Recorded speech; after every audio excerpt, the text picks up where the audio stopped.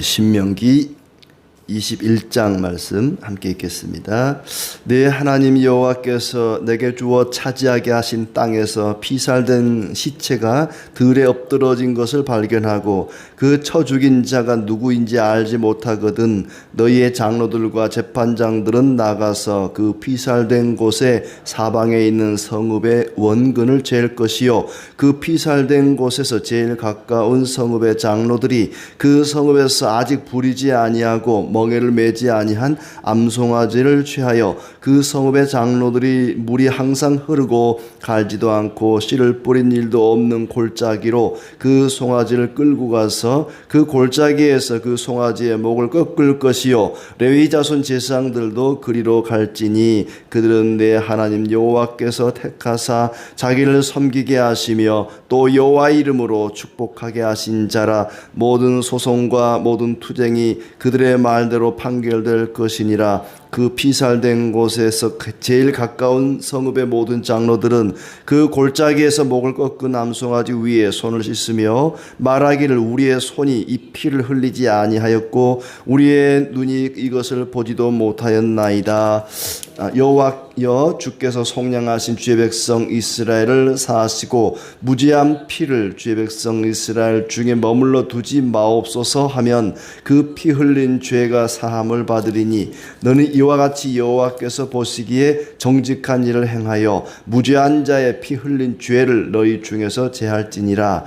네가 나가서 적군과 싸울 때에 네 하나님 여호와께서 그들을 내 손에 넘기심으로 네가 그들을 사로잡은 후에 네가 만일 그 포로 중에 아리따운 여자를 보고 그에게 연연하여 아내를 삼고자 하거든 그를 내 집으로 데려갈 것이요 그는 그 머리를 밀고 손톱을 베고 또 포로의 의복을 벗고 내 집에 살며 그 부모를 위하여 한 달 동안 애곡한 후에 네가 그에게로 들어가서 그의 남편이 되고 그는 내 아내가 될 것이요 그 후에 내가 그를 기뻐하지 아니하거든 그의 마음대로 가게 하고 결코 돈을 받고 팔지 말지라. 네가 그를 욕보였은즉 종으로 여기지 말지니라. 어떤 사람이 두 아내를 두었는데 하나는 사랑을 받고 하나는 미움을 받다가 그 사랑을 받는 자와 미움을 받는 자가 둘 다 아들을 낳았다 하자. 그 미움을 받는 자의 아들이 장자이면 자기의 소유를 그의 아들들에게 기업으로 나누는 날에 그 사랑을 받는 자의 아들을 장자로 삼아 참장자 곧 미움을 받는 자의 아들보다 앞세우지 말고 반드시 그 미움을 받는 자의 아들을 장자로 인정하여 자기의 소유에서 그에게는 두 몫을 줄 것이니 그는 자기의 기력의 시작이라 장자의 권리가 그에게 있음이니라. 사람에게 완악하고 패역한 아들이 있어 그의 아버지의 말이나 그 어머니의 말을 순종하지 아니하고 부모가 징계하여도 순종하지 아니하거든 그의 부모가 그를 끌고 성문에 이르러 그 성읍 장로들에게 나아가서 그 성읍 장로들에게 말하기를 우리의 이 자식은 완악하고 패역하여 우리 말을 듣지 아니하고 방탕하며 술에 잠긴 자라 하면 그 성읍의 모든 사람들이 그를 돌로 쳐 죽일지니 이같이 네가 너희 중에서 악을 제하라. 그리하면 온 이스라엘이 듣고 두려워하리라. 사람이 만일 죽을 죄를 범함으로 내가 그를 죽여 나무 위에 달거든 그 시체를 나무 위에 밤새도록 두지 말고 그날에 장사하여 내 하나님 여호와께서 내게 기업으로 주시는 땅을 더럽히지 말라. 나무에 달린 자는 하나님께 저주를 받았음이니라. 아멘. 오늘도 주님의 은혜가 가득하기를 진심으로 축복합니다. 이스라엘 백성들이 가나안 땅에서 겪을 수 있는 여러 가지 다양한 일들을 또 다양한 경우에 대해서 어떻게 할 것인지 하나님의 법을 말씀하고 있습니다. 먼저는 범인을 알지 못하는 그런 시체를 발견하거든 어떻게 할 것인지, 그리고 포로 중에 있는 여자가 너무 예뻐서 아내로 삼고자 하거든 어떻게 할 것인지, 또 두 아내 중에 미움받는 여인과 또 사랑받는 여인 둘이 있는데 그 중에 미움받는 자의 여인의 아들이 장자이면 그 장자권을 인정하라는 말씀, 그리고 완악하고 패역한 자식을 죽이라는 말씀, 또 죽은 자의 시체를 나무에 달거든 밤새도록 두지 말라는 말씀, 이런 이야기들을 하고 있습니다. 고의적으로 살인을 저지른 자는 당연히 처형하도록 말씀하고 있습니다. 그러나 그 살인자를 모를 때, 범인을 알 수 없을 때는 어떻게 할 것인지, 어떤 들판에 시체가 발견이 되었는데, 변사체가 발견되었는데 범인을 모른단 말이죠. 지금과 같이 최신 기법이 있는 것도 아니고 누가 과연 이 사람을 죽였을까, 누가 살인자인가 찾을 수 없을 때 장로들이 그 사체가 발견된 장소에서 이제 거리를 재는 거죠. 그래서 가장 가까운 성읍의 장로들이 모여서 이제 부리지 아니하고 멍에매지 않은 암송아지를 골짜기로 끌고 와서 목을 꺾으라. 근데 골짜기는 여기 보면 이제 특별한 골짜기죠. 항상 물이 흐르고 갈지도 않고 씨를 뿌린 일도 없는 골짜기 그랬습니다. 그런 어떤 뭐 표현이 맞을지 모르지만 순수한 골짜기, 짐승도 가축도 아주 순전한 흠이 없는 그런 가축을 이제 목을 꺾으라고 한 것처럼 이 골짜기도 이렇게 씨를 뿌린 적도 없고 항상 물이 흐르는 갈지도 않은 그런 골짜기로 끌고 가서 이 암송아지의 목을 꺾으라. 그리고 제사장도 같이 가라 그랬어요. 그리고 장로들이 암송아지 위에다가 손을 씻으라. 흐르는 물로 암송아지 위에다가 손을 씻으라. 그러면서 말하기를 우리의 손이 이 피를 흘리지 아니하였다. 손을 씻는다는 것은 나는 죄 없다 하는 뜻이죠. 예수님을 사형에 내주고 빌라도가 하는 게 손을 씻은 거죠. 나는 죄 없다. 다 너희들 책임이다 하면서 손을 씻었는데, 장로들이 송아지 위에, 암송아지 위에 손을 씻으면서 우리는 우리의 손은 이 피를 흘리지 아니하였고 우리의 눈이 이것을 보지도 못하였다. 우리는 책임 없다. 우리가 한 것은 아니다라고 이제 말하면서도 이스라엘을 사하시고 무죄한 피를 이스라엘 중에 머물러 두지 마옵소서, 반드시 범인을 잡게 해달라고 기도하는 거죠. 그러면 피 흘린 죄가 사함을 받을 것이다. 그것이 여호와 보시기에 정직한 일이다. 옳은 일이다 하는 것이죠. 하나님의 법이라는 겁니다. 범인을 알 수 없는 그런 변사체가 발견되면 가장 가까운 성읍의 장로들이 이제 송아지를 데려다가 골짜기에서 목을 꺾고 그 위에 손을 씻으면서 우리는 죄가 없다. 반드시 범인을 찾게 해달라 하는 기도를 해야 된다. 제사장은 하나님께 자비를 베푸사 살인죄를 눈감아준 죄에 대해서 심판을 내리지 않기를 기도하라 그랬습니다. 누가 그런 건지는 모르죠. 뭐 그 성읍 사람인지 다른 성읍 사람인지 알 수가 없습니다만은 일단 그렇게 하라는 것이고, 송아지를 죽임으로 생명이 죽는 것에 대한 참담함을 느끼는 거죠. 이 흠이 없는 송아지가 누군가로 인해서 누군가의 죄 때문에, 살인죄 때문에 이렇게 비참하게 죽는구나. 목이 꺾인다는 것, 목을 꺾어 죽이는 거죠. 그러면서 만약에 범인이 잡히면, 우리 성 중에서 범인이 잡히면 이렇게 하겠습니다. 송아지의 목을 꺾어버리듯이 그놈의 그냥 목을 확 꺾어버리겠습니다 하는 의미로 송아지의 목을 꺾었단 말이죠. 그리고 자기들은 결백하다, 우리는 죄가 없다 하는 의미도 있고, 또 그 범인 대신에 송아지가 죽는 대속의 의미도 있겠죠. 이 범인이 죽어야 되는데 대신 요 송아지가 죽습니다 하는 그런 의미도 있을 것입니다. 두 번째 이제 경우는 10절부터 나오는데, 사로잡은 포로 중에, 전쟁에 가서 포로를 잡았는데 여자 포로를 잡았단 말이죠. 너무 이제 아리따워서 내가 아내로 삼고 싶다 하거든 집으로 데려다가 머리를 깎고 손톱을 깎고, 이것은 슬픔을 표현하는 것입니다. 극도로 슬플 때 머리를 밀고 손톱을 깎고 하는데, 이제 그 여인의 어떤 슬픔을 대신하는 거죠. 부모님을 떠나서 포로로 잡혀오니, 아니면 부모님이 전쟁 중에 전사를 했든지 혼자 남았든지, 그러니까 포로로 잡혔다는 것은 이 여인이 굉장히 슬픈 일이죠. 그 포로의 입장에서 보면은. 그래서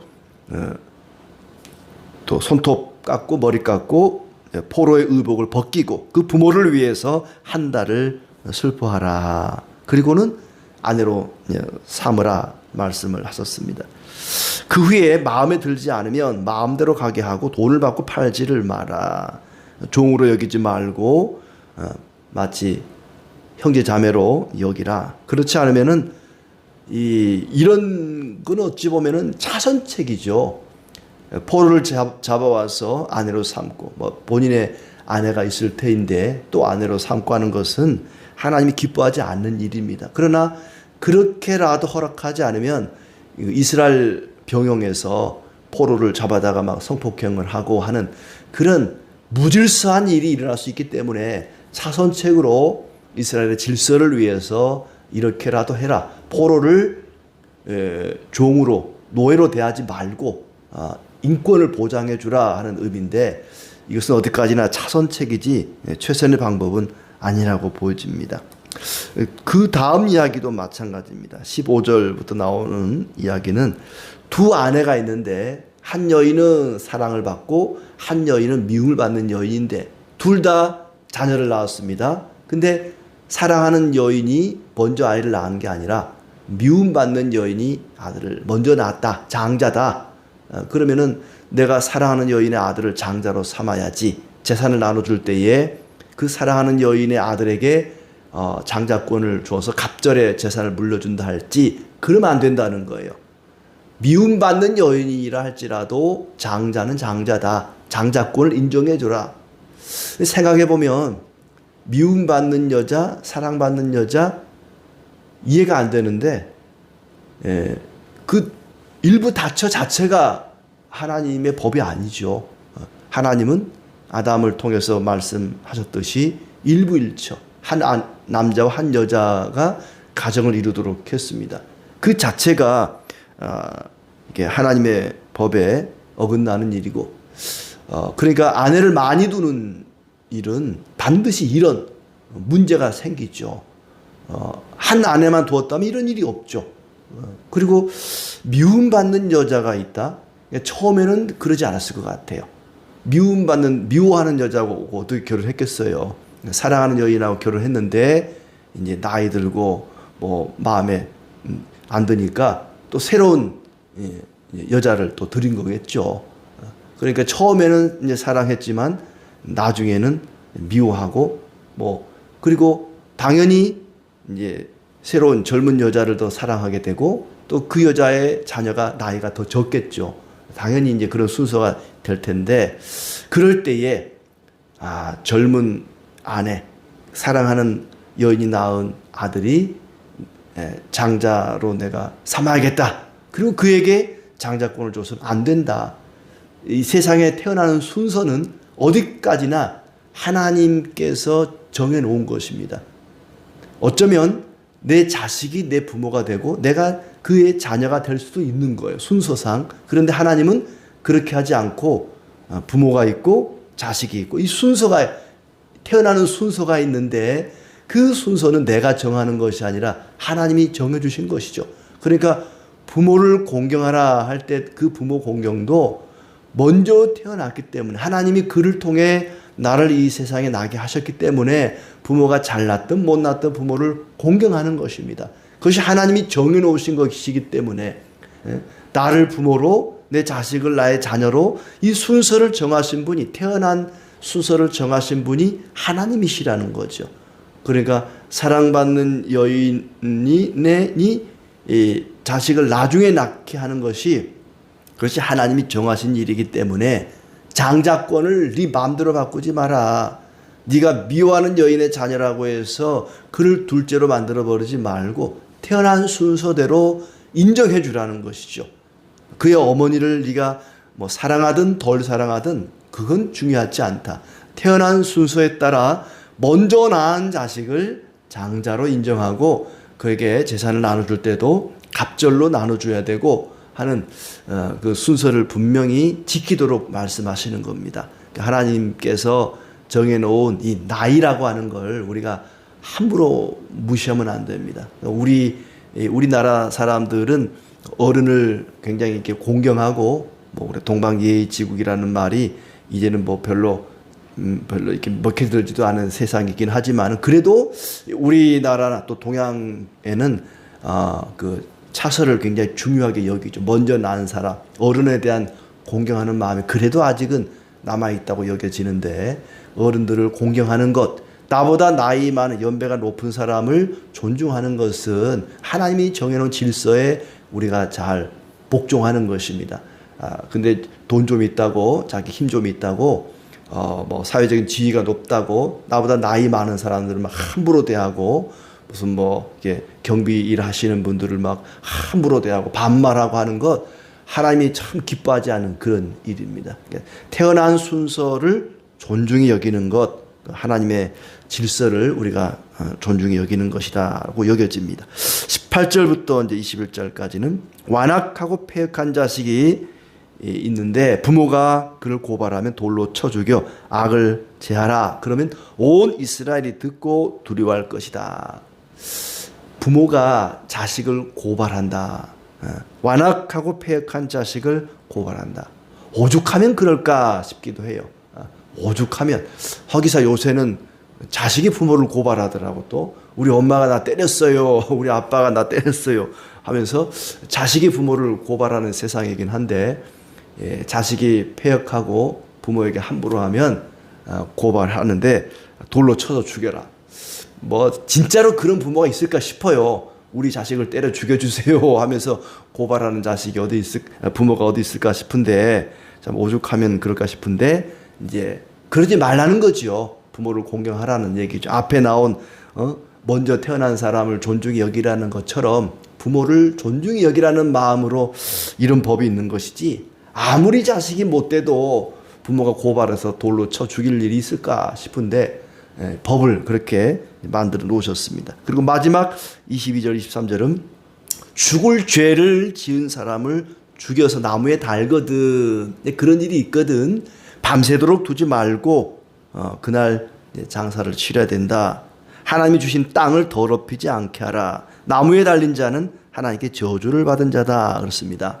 그러니까 사람이 이제 어떤 흉악한 죄, 흉악범이나 아니면은 신성모독죄, 아니면 왕을 반역하는 반란죄, 이런 끔찍한 죄를 지을 경우에 그 사람을 죽여서 나무에 단단 말이죠. 나무에 달아서 죽인 게 아니라 죽여서 나무에 답니다. 사람들에게 이제 보라는 거지요. 이런 끔찍한 죄를 짓는 사람은 이렇게 된다 하면서 그렇게 나무에 다는데 하나님이 주신 땅을 더럽히지 않도록 밤을 새우지 않도록 장례를 치러야 된다. 왜냐하면 사람의 시체를 나무에 달아 놓으면 새나 짐승들이 그 시체를 뜯어다가 물고 다니면서 땅에 여기저기 흘린단 말이죠. 그러면 하나님이 주신 젖과 꿀이 흐르는 땅인데 그 땅을 시체로 더럽힐 수 없지 않느냐. 그러니 그런 일이 있기 전에 아무리 흉악범의 시체를 할지라도 밤새 나무에 달아두는 것은 옳지 않다. 사람이 죽어서 그 시체가 나무에 달린다고 하는 것은 하늘과 땅의 중간입니다. 땅에 닿지도 않고 하늘에 닿지도 않고 땅으로부터도 버림받고 하늘로부터도 버림받은 그야말로 저주받은 인생입니다. 사람들에게도 저주받고 하나님께로부터도 저주받은, 그래서 나무에 달린 자는 하나님께 저주를 받았다. 반역죄 또 흉악범들에 대한 그런 본보기를 삼으려고 나무에 시체를 매다른 것입니다. 하나님께 저주받았다는 것을 보여주는 것이죠. 그렇게 나무에 달린 시체가 나무에 달린 분이 바로 우리 주님 예수 그리스도이십니다. 갈라디아 3장 13절에 보니까 그리스도께서 우리를 위하여 저주를 받은 바 되사 율법의 저주에서 우리를 속량하셨으니 기록된 바 나무에 달린 자마다 저주 아래에 있는 자라. 신명기의 말씀을 인용해서 바울이 이야기하는 것이죠. 나무에 달린 자마다 하나님께 저주를 받은 자, 바로 그리스도를 가리키는 것이다. 그리스도께서는 우리를 위해서 하늘로부터도 땅으로부터도 버림받은 저주받은 자가 되었다. 예수님의 죄목은 신성모독이었습니다. 하나님이 계시는데도 자기가 하나님이라 그러니까 하나님의 아들이라 그러니까 사람들이 신성모독죄로 십자가에 매단 것이죠. 바울이 볼 때는 이해가 안 가는 것입니다. 저주를 받은 자가 어떻게 우리의 구원자가 될 수 있단 말인가? 예수를 우리의 구원자라고 메시아라고 이야기하는데 그는 저주받은 자다. 나무에 매달려 죽은 자다. 저주받은 자가 어떻게 우리의 구원자가 될 수 있단 말인가? 이해가 안 되는 것입니다. 그런데 다메섹으로 가던 길에 예수님을 만나고 그분이 지금 하나님 보좌 우편에 앉아 계신다는 것을 알게 됩니다. 그리고 이제 돌아서서 복음을 전하는 자가 되죠. 그분이 나무에 매달린 것은 그분의 죄 때문이 아니라 우리의 죄 때문에, 나의 죄 때문에 매달렸다는 겁니다. 내가 받아야 할 저주를 그리스도께서 받으신 겁니다. 그리고 우리에게 생명과 구원의 은혜가 주어진 것입니다. 그리고 우리 각자에게는 이제 십자가가 지워졌습니다. 자기 십자가를 지고 예수님을 따르는 것이 우리의 삶이 된 것이죠. 마태복음 16장 24절. 이에 예수께서 제자들에게 이르시되 누구든지 나를 따라오려거든 자기를 부인하고 자기 십자가를 지고 나를 따를 것이니라. 우리에게는 누구에게나 십자가가 지워져 있습니다. 슬픔과 눈물의 십자가, 모욕과 억울함의 십자가 등등 각자에게 십자가가 지워져 있습니다. 사람들은 조롱하고 모욕하죠. 네가 믿는 하나님이 살아계신다면서 너는 왜 그 모양 그 꼴이냐? 아직도 그 십자가를 지고 있느냐? 십자가를 지고 가는 것이 주님을 따르는 길입니다. 왜냐하면 주님께서 우리를 위해서 십자가를 지셨거든요. 우리가 당해야 할 저주를 십자가 위에 매달려서 몸소 당하셨습니다. 그리고 우리에게도 그 치욕스러운 십자가를 지워주셨습니다. 내게 지워진 십자가를 잘 감당하고 믿음으로 말씀대로 살아가기를 함께 기도하는 시간 되기를 원합니다.